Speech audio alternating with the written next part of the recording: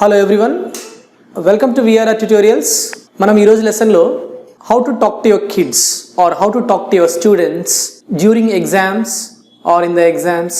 ఒక examination point of వ్యూలో మన పిల్లలతోటి either parents or teachers, parents కానీ టీచర్స్ కానీ పిల్లలతోటి ఎలా మాట్లాడవచ్చు, ఎలా ఇన్స్ట్రక్షన్స్ ఇవ్వచ్చు అనేది ఈ వీడియోలో మనం నేర్చుకోబోతున్నాం.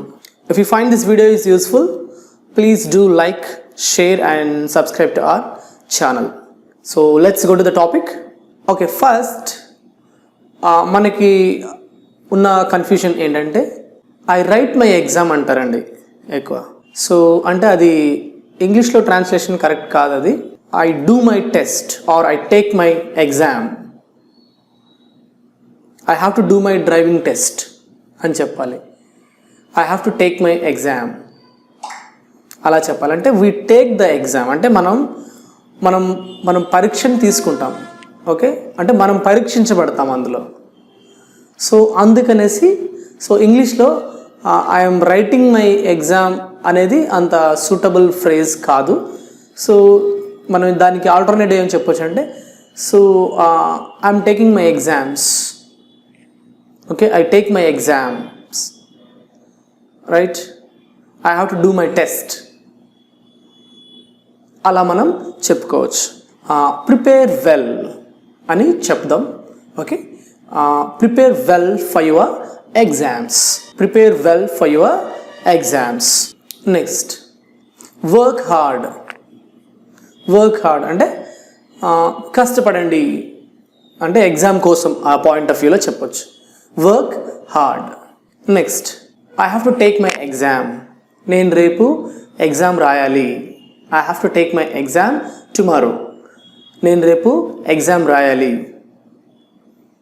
అదేవిధంగా I have to prepare very well for my exams.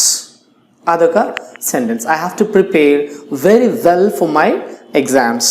నా ఎగ్జామ్స్ కోసం నేను బాగా ప్రిపేర్ అవ్వాలి అని చెప్తున్నావు నువ్వు.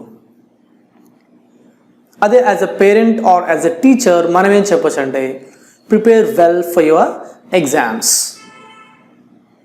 Prepare well for your exams or work hard for your exams. ఎగ్జామ్కి బాగా ప్రిపేర్ అవ్వండి, ఎగ్జామ్కి బాగా కష్టపడి చదవండి అని చెప్పొచ్చు. ఓకే, నెక్స్ట్ మనం ఎగ్జామ్ ఎలా రాసావు అని మనం అడగాలి. ఎందుకంటే పిల్లలు రాసిన వెంటనే మనం అదొక అడగాలని ఉంటుంది. సో మనం జనరల్గా ఏం అడుగుతామంటే how did you write your exam. అది కొంచెం సూటబుల్ ఫ్రేజ్ కాదండి. సో మనకి ఓకే, తెలుగులో ట్రాన్స్లేషన్ అర్థమవుతుంది, మీనింగ్ మనకి అదే వస్తుంది కాబట్టి ఓకే. బట్ దానికన్నా కొంచెం బెటర్గా ఏంటంటే how did you do in your exams or how did you do in your exam, how did you do in your exam అంటే నువ్వు ఎగ్జామ్ ఎలా రాసావు అని అడుగుతున్నావు. How did you do in your exams, అది చాలా బాగుంటుందండి. ఓకే, నెక్స్ట్, నేను ఎగ్జామ్ బాగా రాశాను అని ఎలా చెప్పొచ్చు. I did my exam very well or I did very well in my exam. Okay, I did very well in my exam. నేను చాలా బాగా రాశాను ఎగ్జామ్ని అని మనం చెప్పొచ్చు. మీరు సరిగా రాయలేదు, ఓకే, అది ఎలా చెప్పొచ్చు అంటే I didn't do very well in my exam, I didn't do very well in my exam. నేను నా ఎగ్జామ్స్ అంతగా బాగా రాయలేదు అని మనం చెప్పొచ్చు.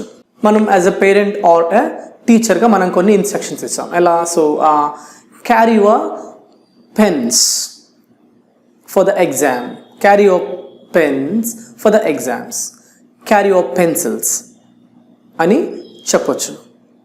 Carry your exam instruments, right, like scales, okay, ఇంకా compass box, so anything. Okay, so carry your exam instruments అని కూడా మనం చెప్పొచ్చు.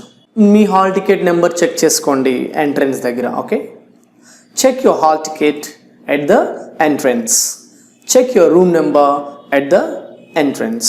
బాగా రాయి అంటే గివ్ యువర్ బెస్ట్ అని విష్ చేస్తాం కదా, అది ఎలా చేస్తాం. Okay, so give your best అని చెప్పొచ్చు. Give your best. కాపీ చేయొద్దు అని మనం చెప్పొచ్చు, లేదంటే చీట్ చేయొద్దు. ఎగ్జామ్లో కూడా చీట్ చేయడం అంటే as equal as copying or so using some other means of writings అన్నట్టు. అంటే మనం అది ఎలా చెప్పొచ్చు అంటే కాపీ కొట్టద్దు, చీట్ చేయొద్దు అని. So don't cheat in the exam. Okay, don't cheat in the exam or don't copy in the exam. Okay, copy చేయొద్దు, కాపీ కొట్టద్దు అంటే ఫ్రమ్ అదర్స్ నుంచి కాపీ కొట్టద్దు. ఓకే, లేదంటే చీట్ చేయొద్దు అని మనం చెప్పచ్చు. Don't copy or don't cheat in the exam. Right. Next, exam హాల్లో we have to maintain silence. అది మనం ఎలా చెప్పొచ్చు? Okay, so maintain silence in the exam, in the examination hall. Maintain silence in the examination hall or be quiet in the examination hall. అన్ని questions attempt చేయండి. అది ఎలా చెప్పొచ్చు అంటే so answer all the questions, answer all the questions. Okay, అన్ని questions కూడా answer చేయండి అని మనం చెప్పొచ్చు. ఏ క్వశ్చన్ వదలొద్దు. ఓకే, అది ఎలా చెప్పొచ్చు అంటే don't leave any question without answering. Don't leave any question without answering అని మనం చెప్పొచ్చు. అంటే ఏ క్వశ్చన్ కూడా ఆన్సర్ చేయకుండా వదలొద్దు. Okay, at least attempt. Okay, don't leave any question without answering. Next, ఇంకా మనం వాళ్ళకి ఇన్స్ట్రక్షన్స్ ఎలా ఇవ్వచ్చు అంటే you are not given extra time. You are not given extra time in the exam. నీకు ఎగ్జామ్లో ఎక్స్ట్రా టైం ఇవ్వరు అంటే మనం ఏం చేయాలి? So you have to make use of the time. Right, you have to complete your exam within the time. Right, అది మనం చెప్పొచ్చు. You have to complete your exam within the time. Okay, you will not be given extra time. మీకు extra time ఇవ్వరు. So ఆ ఇచ్చిన టైంలోనే, ఆ given టైంలోనే you have to complete your exam అని మనం ఇన్స్ట్రక్షన్ చేయొచ్చు. మీకు ఇంకా అడిషనల్స్ కావాలా? Okay, do you still need additional sheets? Do you still need additional sheets అంటే మీకు ఇంకా అడిషనల్ షీట్స్ కావాలా? Okay, do you still need additional sheets? మీకు ఇంకా అడిషనల్స్ కావాలా అని మనం చెప్పొచ్చు. ఓకే, ఇంకా కొంచెం టైమే ఉంది ఎగ్జామ్కి, లేదంటే 10 minutesే ఉంది అని మనం మనం ఇంగ్లీష్లో ఎలా చెప్పొచ్చు? 20 minutes టు గో. ఓకే, లేదంటే 30 minutes టు గో అంటే మీకు ఇంకా 30 minutes మాత్రమే ఉంది. Mention your hall ticket number in the booklet. Okay, మీ బుక్లెట్లో మీ హాల్ టికెట్ నెంబర్ రాయండి. Mention your hall ticket number in the booklet. మీ హాల్ టికెట్ నెంబర్ని బుక్లెట్లో రాసుకోండి. Next, recheck your hall ticket number. మీ హాల్ టికెట్ నెంబర్ని మళ్ళీ చెక్ చేసుకోండి. Recheck your hall ticket number అని మనం చెప్పొచ్చు. Okay, don't write your name in the booklet.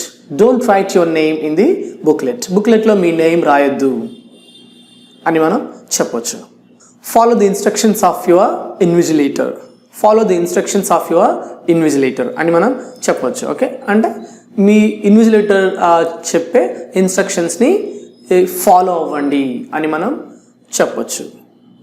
Reach the examination centre before exam starts. Examination సెంటర్కి త్వరగా వెళ్ళండి అంటే ఎగ్జామ్ స్టార్ట్ అవ్వకముందే వెళ్ళండి, లేదంటే 20 minutes బిఫోర్, 15 minutes బిఫోర్ అని చెప్పొచ్చు. Reach the examination centre before the exam starts or reach the examination centre before 15 minutes. 15 minutes ముందుగానే ఎగ్జామినేషన్ సెంటర్కి రీచ్ అవ్వండి అని మనం చెప్పొచ్చు. నెక్స్ట్, ఇంకా ఎలా ఇన్స్ట్రక్షన్స్ ఇవ్వచ్చు అంటే స్ట్రైక్ అవుట్ చేయొద్దు. Okay, don't strike out. Don't strike out అని మనం చెప్పొచ్చు. అంటే స్ట్రైక్ అవుట్స్ చేయొద్దు అంటే కొట్టివేతలు వేయొద్దు. డోంట్ స్ట్రైక్ అవుట్ అని మనం చెప్పొచ్చు. నెక్స్ట్, అంటే కొంతమంది రాసిన దాని మీదే ఎక్కువ రాస్తారు, దానిని over writing. Okay, don't over right. దాని మీదనే బండగా రుద్దొద్దు. డోంట్ ఓవర్ రైట్ అని మనం చెప్పొచ్చు. లేదంటే ఇలా కొంతమంది రుద్దేస్తారు ఎలా పడితే అలా. డోంట్ స్క్రిబుల్. ఓకే, స్క్రిబుల్ అంటే బండగా రుద్దేస్తారు. Don't scribble. నెక్స్ట్, మంచి హ్యాండ్ రైటింగ్తో రాయండి. Okay, so maintain good handwriting. Okay, మంచి హ్యాండ్ రైటింగ్ని మెయింటైన్ చేయండి అని మనం చెప్పొచ్చు. Maintain a good handwriting in the exam అని మనం చెప్పొచ్చు. మనం ఎగ్జామ్ హాల్లోకి అవి ఇవి తీసుకెళ్ళకూడదు, ఏవి పడితే అవి. సో అది ఎలా ఇన్స్ట్రక్షన్స్ ఇవ్వచ్చు అంటే, so don't carry electronic gadgets like mobiles or smart watches to the exam hall. Don't carry electronic gadgets like mobiles or smart watches to the exam hall అని మనం చెప్పొచ్చు. అంటే ఎగ్జామినేషన్ హాల్లోకి ఎలక్ట్రానిక్ వస్తువులు ఏవి తీసుకెళ్ళొద్దు అని మనం చెప్తున్నాం. కాపీ కొట్టొద్దు, ఒకవేళ కాపీ కొట్టినప్పుడు దొరికితే నువ్వు డీబార్ అయిపోతావు అని మనం చెప్పొచ్చు కూడా. Okay, so if you found copying you would be debarred. If you found copying you would be debarred. Okay, నువ్వు కాపీ కొడుతున్నట్టు తెలిసినట్లయితే నిన్ను డీబార్ చేసేస్తాం అని మనం చెప్పొచ్చు. నెక్స్ట్ ఇంకా మనం ఏం చెప్పొచ్చు అంటే, ఎగ్జామ్లోకి స్లిప్స్ క్యారీ చేయొద్దు ఎగ్జామ్ హాల్లోకి అని మనం కూడా చెప్పొచ్చు. Okay, so don't carry slips to the examination hall. Examination హాల్లోకి స్లిప్స్ క్యారీ చేయొద్దు అని మనం చెప్పొచ్చు. Don't carry slips to the exam hall అని మనం చెప్పొచ్చు. ప్రస్తుతంలో మనకి ఇంగ్లీష్ అండ్ అలాగే హిందీ లాంగ్వేజెస్ ఎంత అవసరం అనేది అందరికీ తెలిసిన విషయమే కదండి. సో ఈ హిందీ అండ్ అలాగే ఇంగ్లీష్ లాంగ్వేజ్ నేర్చుకోవడానికి మనం ఎలాంటి వేస్ ఫాలో అవుతున్నామండి ప్రస్తుతంలో? మొదటిది అయితే బుక్స్ పర్చేస్ చేస్తున్నాం, లేదు అనుకుంటే ఇన్స్టిట్యూట్ కి వెళ్ళి నేర్చుకుంటున్నాం. సో ఈ బుక్స్ పర్చేస్ చేసినప్పుడు మనకి ఆ బుక్స్ లోని చాలా లిమిటెడ్ నాలెడ్జే ఉంటుందండి. అండ్ అలాగే లిమిటెడ్ నాలెడ్జే నేర్చుకుందాం అనుకున్నా అది మనం ప్రాక్టీస్ చేస్తున్నప్పుడు మనకి చాలా డౌట్స్ అనేవి అరైజ్ అవుతాయి. మనకు ఆ డౌట్స్ క్లారిఫై చేయడానికి ఎవరైనా ఉంటున్నారా? లేదు. సో ఇలా డౌట్స్ క్లారిఫై చేయడానికి ఎవరు లేకపోవడం వల్ల మన ప్రాక్టీస్ అనేది మధ్యలోనే ఆగిపోవడంతో మనం ఇన్స్టిట్యూట్ ని చూస్ చేసుకుంటున్నాం. సో ఇన్స్టిట్యూట్ కి వెళ్ళి నేర్చుకోవడం వల్ల మనకు వచ్చే డిసడ్వాంటేజెస్ ఏంటి అంటే, మనకి ఇన్స్టిట్యూట్ అనేది మన రెసిడెన్స్ దగ్గరలో ఉండొచ్చు, లేదంటే దూరంలో ఉండొచ్చు. సో దూరంలో మనకి ఇన్స్టిట్యూట్ కనుక ఉన్నట్లయితే మనకి ట్రావెలింగ్ టైం అనేది చాలా వేస్ట్ అవుతుందండి. ఆల్మోస్ట్ 1 hour మనం ఈ ట్రావెలింగ్ కి స్పెండ్ చేయాల్సి ఉంటుంది. సో ఇలా మనం ట్రావెలింగ్ చేసుకుని వెళ్ళి వచ్చేసరికి మనకి సగం టైం అయిపోతుంది. సో పోనీ మనకి హిందీ అండ్ అలాగే ఇంగ్లీష్ లాంగ్వేజెస్ అనేవి చాలా ఇంపార్టెంట్ కదా, అవసరం కదా, పోలే వెళ్ళొచ్చేద్దాం అనుకుంటాం. సో అలా దూరంకి వెళ్ళి మనం ఆ ఇన్స్టిట్యూట్ లో నేర్చుకుందాం అనుకున్నా అక్కడ మనకి వెల్ ఎక్స్పీరియన్స్డ్ అండ్ అలాగే క్వాలిఫైడ్ ఫ్యాకల్టీ ఉంటుందా? లేదు. ఒకవేళ అలా వెల్ ఎక్స్పీరియన్స్డ్ అండ్ క్వాలిఫైడ్ ఫ్యాకల్టీని కనుక ఆ ఇన్స్టిట్యూట్ కనుక ప్రొవైడ్ చేసినట్లయితే మనకి అలాగే ఫీజెస్ కూడా చాలా ఎక్స్పెన్సివ్ గా ఉంటాయి. అవి మనం బేర్ చేయలేకపోవచ్చు. పోనీ మనం ఎంత అవసరం ఉంది కదా బేర్ చేద్దాంలే అని బేర్ చేసుకున్నా మనకి అక్కడ పర్టికులర్ గా ఒక లిమిటెడ్ టైం అని పెట్టి మనకు ఓన్లీ 1 hour లోనే ఈ క్లాస్ నేర్చుకోవాలి అనేది ఉంటుంది. అండ్ అలాగే ఒక పర్టికులర్ టైం కి మాత్రమే మనం ఆ క్లాస్ కి అటెండ్ అవ్వాల్సి ఉంటుంది. సో మనకి ఎన్ని పనులున్నా పనులన్నీ పక్కన పెట్టి మనం అక్కడికి వెళ్ళినా కూడా ఆ 1 hour లో మనం ఎంత సబ్జెక్ట్ నేర్చుకోగలుగుతామండి? మనతో పాటు ఇంకా చాలా స్టూడెంట్స్ ఉంటారు కదా, ఒక 40 to 50 స్టూడెంట్స్ వరకు మనకు ఒక క్లాస్ లో 1 hour లో ఉంటారు. ఉన్న ఒక్క ఫ్యాకల్టీ 40 to 50 స్టూడెంట్స్ కి వచ్చే డౌట్స్ అన్ని కూడా ఆ 1 hour లో క్లారిఫై చేయడం అనేది ఇంపాసిబుల్. సో మీకు ఈ ప్రాబ్లమ్స్ అన్నిటికీ కూడా ఒకటే సొల్యూషన్ అండి, అదే విఆర్ఆర్ ట్యుటోరియల్స్ వాట్సాప్ గ్రూప్. ఈ వాట్సాప్ గ్రూప్ అనేది బోత్ ఇంగ్లీష్ అండ్ అలాగే హిందీ లాంగ్వేజెస్ కూడా అవైలబుల్ గా ఉందండి. సో మీకు ఈ వాట్సాప్ గ్రూప్ వల్ల వచ్చే అడ్వాంటేజెస్ అండ్ బెనిఫిట్స్ ఏంటి అంటారా? అవేంటో నేను చెప్తానండి. ముందుగా మీకు ఇన్స్టిట్యూట్ కి ఎక్కడికైనా వెళ్ళి నేర్చుకోవాలి అంటే మీకు ఆ ట్రావెలింగ్ టైం ఏదైతే ఉందో అది మీకు వేస్ట్ అయినట్లే కదండి. ఇక్కడ మీకు ఆ ప్రాబ్లం ఉండదు. మీరు ప్రపంచంలో ఎక్కడున్నా సరే మీతో పాటు మీ మొబైల్ ఉంటే మీరు క్లాస్ రూమ్ లో ఉన్నట్లేనండి. అండ్ మీకు ఇక్కడ క్వాలిఫైడ్ అండ్ వెల్ ఎక్స్పీరియన్స్డ్ ఫ్యాకల్టీని ప్రొవైడ్ చేయడం జరుగుతుంది.